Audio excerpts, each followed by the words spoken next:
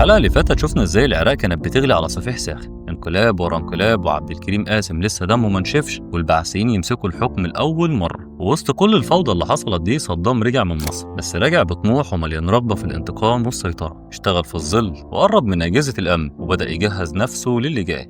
لكن فجأة الترابيزة اتقلبت تاني، واللي كان بيحلم بالسيطرة اتسجن. بس دي ما كانتش النهاية، دي كانت بس بداية صدام الحقيقية. في الحلقة دي هنشوف ازاي السجن ممكن يكون مدرسة للسلطة، وازاي الهروب ممكن يكون أول خطوة للعرش. في الأول كده خليني أقول لك سبب حبس صدام كان إيه. بعد ما الجيش انقلب على عبد الكريم قاسم وقدروا إن هم يوقعوا نظام الحكم، يمسك الحكم راجل تاني اسمه عبد السلام عارف. عبد السلام عارف ده اللي كان مع عبد الكريم قاسم في انقلاب 58 اللي اتكلمنا عنه في الحلقة اللي فاتت. لو ما اتفرجتش عليها ارجع اتفرج عليها. المهم بقى عبد السلام عارف قبل ما يمسك الحكم دخل في خلاف مع عبد الكريم قاسم بسبب موضوع الوحدة مع مصر، وبسبب الخلاف ده اتحبس عبد السلام. لكن بعد موت عبد الكريم قاسم حزب البعث يطلع عبد السلام من السجن ويختاروه يبقى رئيس شكلي يتوافق عليه من الكل. بس الراجل كان ناوي يسيطر على الحكم بطريقته هو، وهنا تبدأ الخلافات تكبر بين قادة حزب البعث وعبد السلام عارف، والراجل يقرر يتخلص منهم واحد ورا واحد. حملات اعتقال ومطاردات، وصدام كان واحد من ضمن الناس اللي اتقبض عليها واتسجن في زنزانة انفرادية في مديرية الأمن في بغداد، وتعرض لتعذيب شديد ما بين ضرب وصعق بالكهرباء، حتى كمان حرموه من النوم. لكن رغم كل ده صدام ما اتكلمش ولا حتى صرح بأي حاجة تخص الحزب، وفضل صامد لغاية ما قادة البعث في سوريا والعراق اتأثروا بصموده، وقرروا سنة 1966 وهو لسه جوه السجن إن هم ينتخبوه أمين سر القيادة القطرية لحزب البعث في العراق.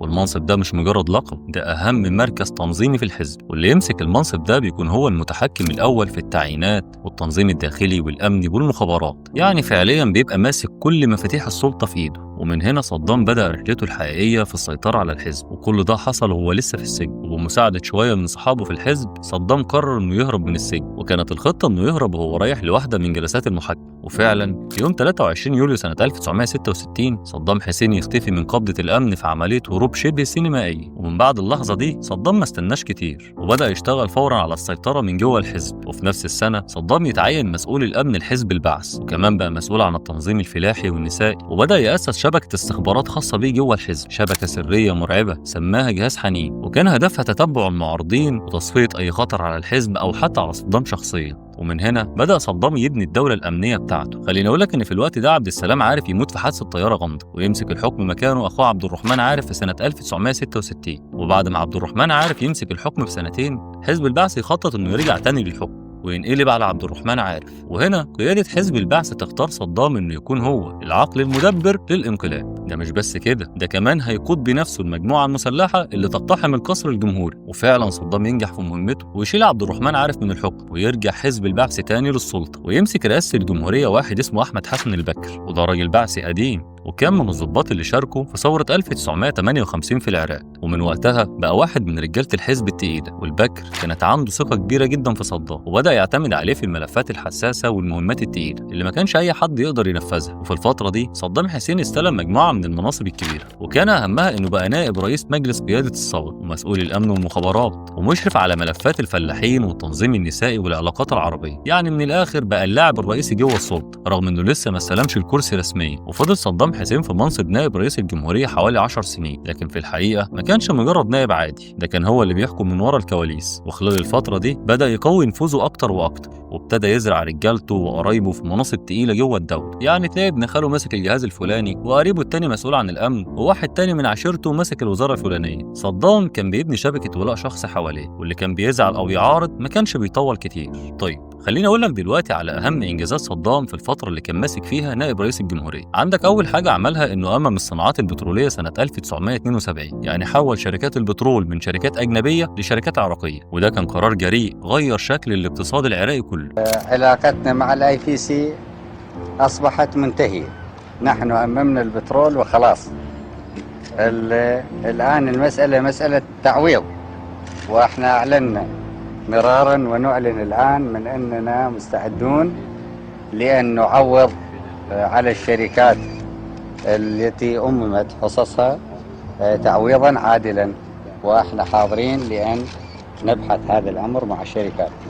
وكمان استغل طفرة أسعار البترول بعد حرب أكتوبر 73 وبدأ يضخ الفلوس في مشاريع الصحة والتعليم والبنية التحتية، وكان هدفه واضح إنه كان بيحاول يكسب تأييد الفئات الفقيرة ويضمن ولاءه. وكمان عمل حملة كبيرة لمحو الأمية، وكان التعليم فيها إجباري، واللي كان بيرفض يا إما يتغرم يا إما يتحبس لمدة 3 سنين. وكمان على مستوى السياسة الخارجية صدام لعبها صح، قدر يقوي علاقته بالاتحاد السوفيتي واستورد منهم أسلحة، وكمان طلب منهم إن هم يعملوا مفاعلات نووية في العراق، بس هم رفضوا. وهنا صدام ما استناش كتير، فتح خط مباشر مع الغرب وبالذات فرنسا اللي ظهر سنة 1976، وده مهد لعلاقات اقتصادية وتقنية كبيرة جدا، وكان من أهمها مشروع المفاعل النووي العراقي اللي اتسمى وقتها تموز 1. وفي سنة 1975 صدام عمل اتفاقية مع إيران ورسم فيها الحدود في شط العرب بالنص ما بين الطرفين، مقابل إن إيران توقف دعمها للأكراد في الشمال. وبالمناسبة حابب أقول لك إن الأكراد دول هم تاني أكبر قومية بعد العرب في العراق، وبيعيشوا أساسا في شمال العراق، ودايما كان عندهم طموح بالاستقلال أو الحكم الذاتي، وبيتكلموا كردي ودي لغة مختلفة عن العرب. وعلى مدار سنين كانت علاقتهم بالحكومة العراقية دايما مشدودة، خصوصا وقت حكم صدام. وهنا وبعد ما صدام اتأكد إن كل خيوط اللعبة بقت في إيده، طلب من أحمد حسن البكر إنه يستقيل في سنة 1979 علشان ياخد هو مكانه في رئاسة العراق. والبكر هنا وافق من غير نقاش، لأنه كان عارف إن كل حاجة ماشية بأوامر صدام. وبعد ما صدام مسك الحكم بكام يوم، صدام عمل اجتماع كبير لقيادات حزب البعث. تخيل معايا كده قاعة مليانة بالناس وكاميرا بتصور والكل متوتر، وفجأة صدام يعلن إنه اكتشف مؤامرة خطيرة ضد الحزب، ويبدأ ينده على أسماء ناس واحد ورا التاني، والكل قاعد بيتفرج. طبعا شلون نتصرف ويا الخونة بالنوايا، انتوا تعرفون شنو اجراءنا ويا هيك خوانه. اللي راح اقرا اسمه يقوم يردد الشعار ويلحق ربعه. طاهر احمد امين، اسماعيل ابراهيم النجار، غسان مرهون، احمد ابراهيم صالح، محمد مناف الياسين.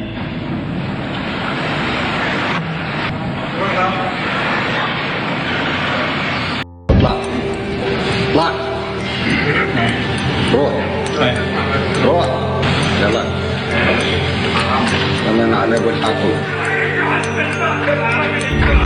وأول ما يخرجوا من القاعة صوت رصاص يتسمع، وكل ده كان على الهواء. ودي كانت رسالة واضحة للقريب قبل البعيد، اللي هيفكر يخون مصيره معروف. ومن اللحظة دي بدأت حملة تطهير دموي، طالت حوالي 450 ضابط من الجيش وكلهم اتعدموا. وصدام هنا ما كانش بس بيأمن مكانه، لا ده كان بيبعت رسالة مرعبة: أنا الدولة، أنا الجمهورية، أنا السيف اللي كان بينزل على رقبة أي حد يفكر يعارض. بس مع كل ده محدش يقدر ينكر إنجازات صدام في العراق. يعني مثلا سلح الجيش بأحدث الأسلحة، وبنى 12 جامعة، وفتح خطوط علاقات دولية مع أمريكا وفرنسا والسوفيت. وبرغم إن كان في اتهامات بتقول إنه ميال لأهل السنة على حساب الشيعة والأكراد، على اعتبار إن هم فئات من قلب المجتمع، إلا إن صدام وقتها قدر يخلق توازن في تركيبة الدولة بين كل الطوائف. بس للأسف كل المراجع الشيعية وقتها كانت دايما بتوصف صدام إن هو عدواني معاه، وخصوصا مع ارتباطهم بإيران. وفي سنة 1979 الدنيا اتشقلبت حرفيا، إيران تقوم فيها ثورة، الخميني يعمل انقلاب على الشاه محمد رضا بهلوي وبقى هو اللي بيحكم إيران. وصدام على طول حس بالخطر، خصوصا بعد ما إيران أعلنت نيتها بتصدير الثورة لبقية الدول وعلى رأسهم العراق.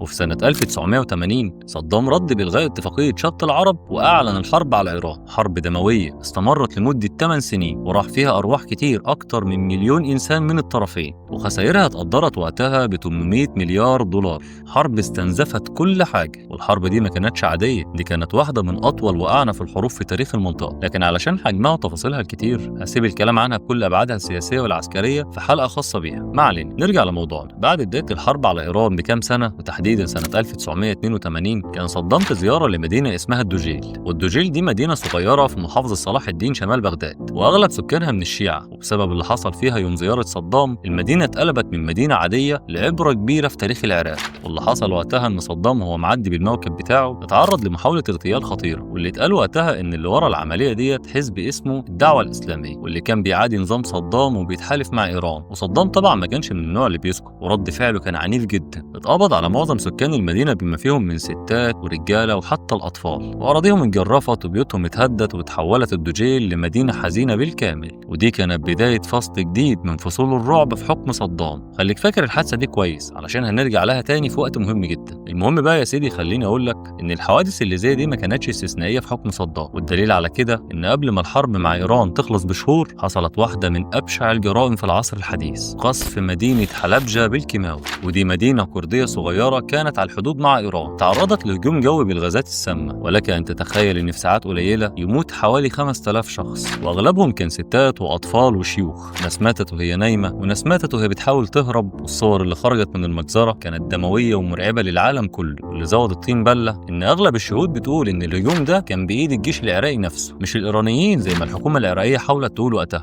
طيب ايه سبب الحادثة دي؟ طب الدوجيل وعرفنا انها بسبب محاولة اغتيال صدام، دي بقى سببها ايه؟ وهل فعلا العراق هي اللي نفذت الهجوم ولا ايران؟ ده سؤال مهم جدا، لان لحد النهارده في جدل كبير حوالين مين اللي نفذ المجزرة دي وليه. خليني اوضح لك القصه ببساطه. بص يا سيدي، اللي حصل سنه 1988 ان الحرب اللي ما بين العراق وايران قربت تخلص، بس المعارك كانت لسه شغاله في بعض الاماكن. وفي الوقت ده قوات ايرانيه دخلت مدينه حلبجه القريبه من حدودهم بالتعاون مع مقاتلين اكراد من جماعه اسمها الاتحاد الوطني الكردستاني اللي كانوا بيعارضوا نظام صدام. والتحالف ده كان بيمثل خطر كبير على صدام، لأن المدينة وقتها اتحولت لقواعد إيرانية ومعارضة كردية. وساعتها الجيش العراقي عرف وقرر يرد رد في منتهى العنف. واللي حصل بعد كده إن المدينة اتقصفت بغازات سامة زي الخردل والساينايد، ومات حوالي 5000 مدني، ده غير إصابة أعداد كبيرة منهم بتشوهات واختناقات. وكمان التحقيقات والتقارير الدولية بتقول إن المسؤول عن الحادث ده الجيش العراقي. والدليل إن العراق وقتها كان عندها برنامج كيماوي قوي جدا اسمه المسلة، ونفس نوع الغازات دي تم استخدامها في عمليات تانية ضد الأكراد، ده غير شهادة بعض الضباط العراقيين اللي أكدت إن الأوامر كانت جاية لهم من القيادات العليا. بس في بعض الآراء وخصوصا من مؤيدين صدام بيقولوا إن إيران هي اللي قصفت مدينة حلبجة بالغلط،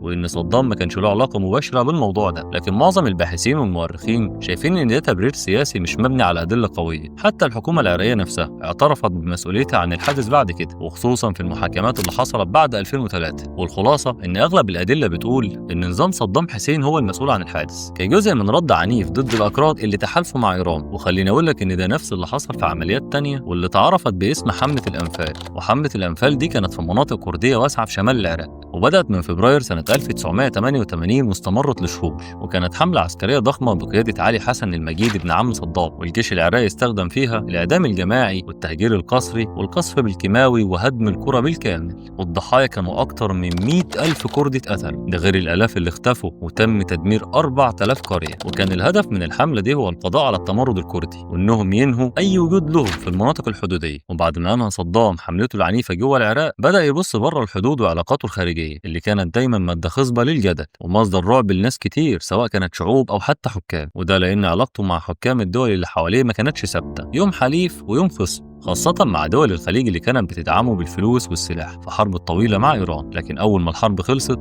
بدأت النغمة تتغير والتوترات تزيد، وصدام بدأ ما يهدي اللعب فاجئ الكل بإعلان صادم وخطير. سنة 1990 أعلن صدام إن الكويت جزء من العراق، وكمان هدد باستخدام القوة. وبالفعل خلال أيام دخل الجيش العراقي واحتل الكويت كلها، وصدام أعلنها صريحة إن الكويت المحافظة 19 للعراق.